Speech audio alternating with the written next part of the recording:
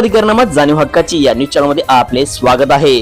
13 कोटीच्या फसवणूक प्रकरणी 19 जणांवर गुन्हा तर 11 जणांना अटक। बँकेसह शासकीय गोदामातील साहित्याच्या कर्जाच्या बनावट पावत्या बँकेत तारण ठेवून खोटी कागदपत्रे व पावत्या बनवत आणि रजिस्टरमध्ये खोट्या नोंदी करण्यासह विमा कंपनीकडे पैसे न भरता तसेच इचलकरंजीतील वखार महामंडळाच्या गोदामाचे भांडे बुडवत शासनाचे तब्बल 13 कोटी 41 लाख 71,866 रुपयाची फसवणूक केल्या प्रकरणी वखार महामंडळाचे निलंबित सहाय्यक साठा अधीक्षक तथा इचलकरंजी केंद्र प्रमुख सह 19 जणांवर गुन्हा दाखल करण्यात आला आहे। या प्रकरणी कोल्हापूर वखार महामंडळाच्या विभागीय व्यवस्थापक तृप्ती हनुमंत कोळेकर यांनी फिर्याद दिली आहे।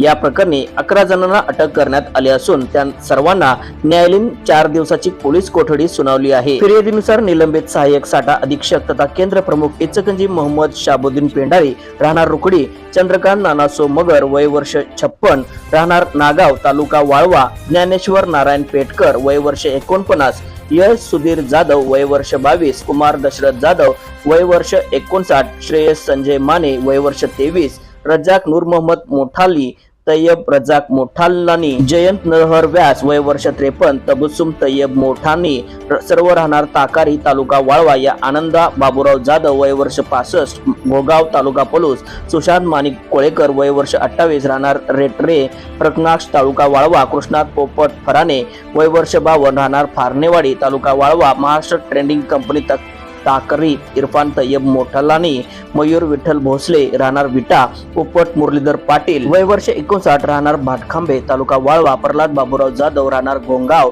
तालुका पलूस, साहेबराव बबन आडके राहणार तुपारी तालुका पलूस, तानाजी आनंदा मराळे राहणार दहाद्री तालुका पलूस यांच्यावर गुन्हा दाखल करण्यात आला आहे। वखार महामंडळाचे इचलकरंजीतील वडगाव बाजार ठिकाणी गोदाम आहे। सन ऑक्टोबर 2022 ते मार्च 2024 या कालावधीत येथील केंद्र प्रमुख मोहम्मद पेंढारी यांनी उपरोक्त 18 जणांना हाताशी धरून संगनमताने ही फसवणूक केल्याचे फिर्यादीतील म्हटले आहे। या ठिकाणी असलेल्या गोदामाची पाहणी केल्यानंतर हा प्रकार उघडकीस आला आहे।